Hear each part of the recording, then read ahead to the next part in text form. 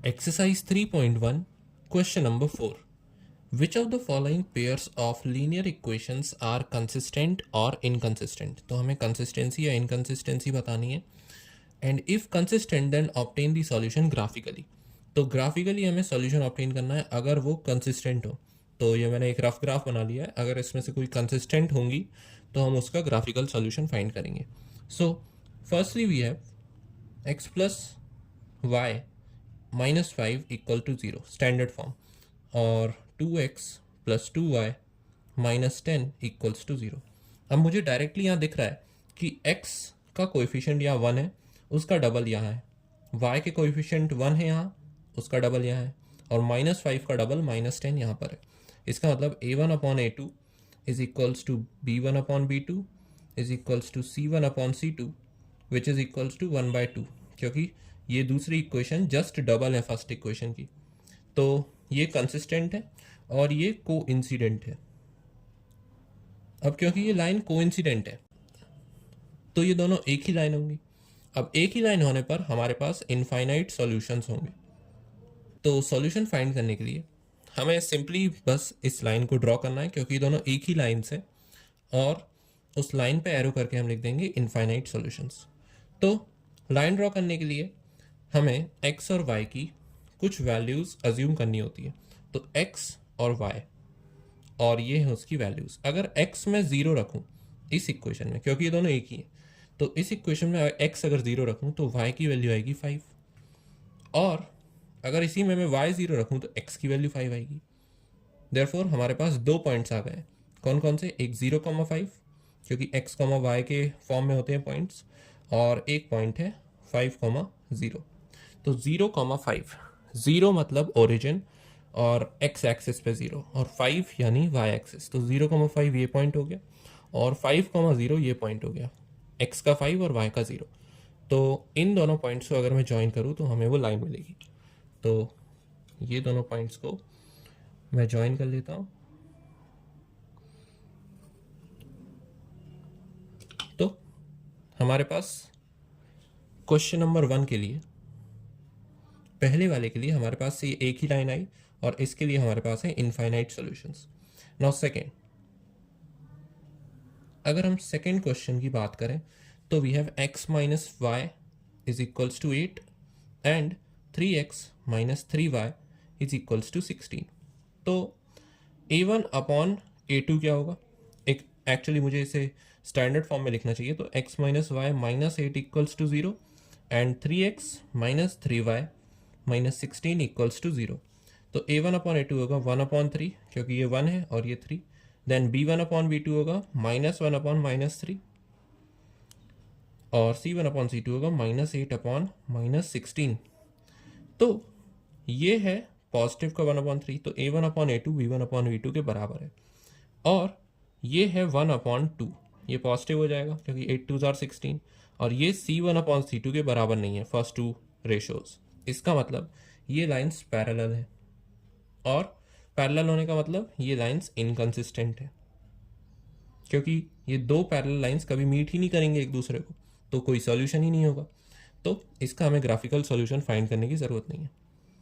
Now third we have 2x plus y minus 6 equals to 0. अब यहाँ already standard form दिया है, तो 4x minus 2y minus 4 equals to 0. इसमें a1 upon a2 हो जाएगा 2 अपॉन 4, b1 अपॉन b2 हो जाएगा 1 अपॉन -2, और c1 अपॉन c2 हो जाएगा -6 अपॉन 4. ये है 1 अपॉन 2 और ये है 1 अपॉन -2. तो ये दोनों इक्वल नहीं है, और ये दोनों इक्वल नहीं होने का मतलब लाइंस आर कंसिस्टेंट. और किस तरह की लाइंस होनी चाहिए? ये होनी चाहिए इंटरसेक्टिंग लाइंस. अब वो हम फाइंड कैसे करेंगे? हर एक लाइन के इस तरीके से हम पॉइंट्स निकालते हैं और उन्हें ग्राफ पर प्लॉट करके देखते हैं कि उनका सोल्यूशन क्या है, क्योंकि एक ही सोल्यूशन एग्जिस्ट करेगा क्योंकि वो इंटरसेक्टिंग है. तो अगर लाइन 1 के लिए मैं देखूँ, इसमें लाइन 1 और लाइन 2. लाइन 1 के लिए x और y की वैल्यूज़, अगर लाइन 1 में मैं y को 0 पुट कर दूँ तो y को 0 पुट करने पे 6 राइट हैंड साइड जाएगा तो पॉजिटिव हो जाएगा, क्योंकि ये -6 है, और 6 डिवाइडेड बाय 2 हो जाएगा 3. तो y को 0 पुट करने पे x की वैल्यू आ रही है 3.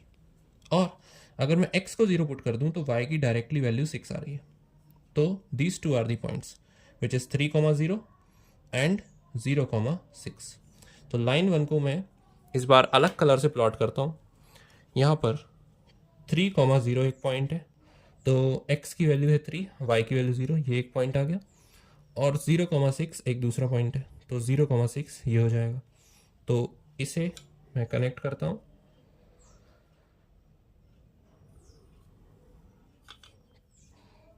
तो ये है हमारे थर्ड क्वेश्चन की थर्ड पार्ट की लाइन 1। अब लाइन 2 के लिए अगर हम कोऑर्डिनेट्स निकालें तो x y, अगर इसमें y 0 पुट करूं तो -4 उधर जाके +4 हो जाएगा, और 4 divide by 4 is 1। So y 0 पे x की वैल्यू 1 है, और x 0 पे y की वैल्यू हो जाएगी 4 उधर जाएगा पॉजिटिव, और y के साथ -2 है, तो 4/-2 हो जाएगा -2। तो x की वैल्यू 0 पे y की वैल्यू आ रही है -2। तो हमारे पास पॉइंट्स आ गए 1,0 एंड 0,-2। तो इन दो पॉइंट्स को अगर हम प्लॉट करें, we have 1,0 here and 0, x 0 है और y -2, 0,-2 इज हेयर।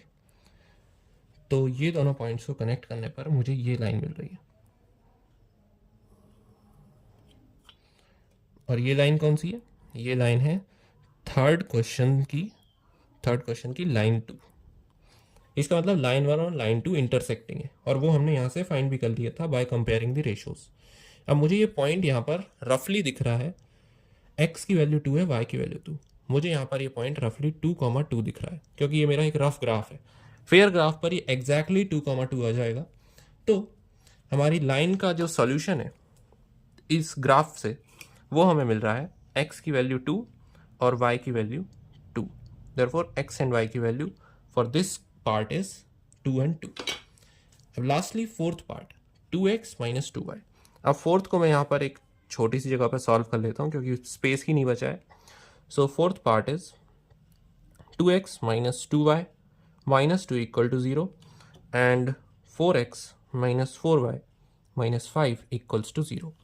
a1/a2 हो जाएगा 2/4, जो कि होता है 1/2। b1/b2 हो जाएगा -2/-4, तो ये प्लस हो जाएगा, और 2/4 अगेन 1/2। तो a1/a2 is equal to b1/b2। इन दोनों से हमें पता चला। और c1/c2 है -2/-5, विच इज़ 2/5 पॉजिटिव का, क्योंकि ये कैंसिल आउट। तो ये c1/c2 के बराबर नहीं है। अब क्योंकि ये बराबर नहीं है फर्स्ट टू रेशियोज के, इसका मतलब ये लाइंस पैरेलल हैं, और पैरेलल होने का मतलब ये है इनकंसिस्टेंट। इसका मतलब हमें इस पेयर के लिए ग्राफिकल सॉल्यूशन फाइंड करने की ज़रूरत ही नहीं है, क्योंकि इसमें सॉल्यूशन एग्जिस्ट नहीं करता, नो सॉल्यूशन। देयरफॉर हमारे पास पहले पेयर में इनफाइनाइट सॉल्यूशंस आए थे, दूसरे पेयर में हमारे पास नो सॉल्यूशन आया था क्योंकि वो लाइंस पैरेलल थी, तीसरे पेयर में हमारे पास एक सॉल्यूशन आया था क्योंकि वो लाइंस इंटरसेक्टिंग थी, और चौथे पेयर में हमारे पास कोई सॉल्यूशन नहीं आया क्योंकि अगेन वो लाइंस पैरेलल थी। So these all are the answers of the given questions.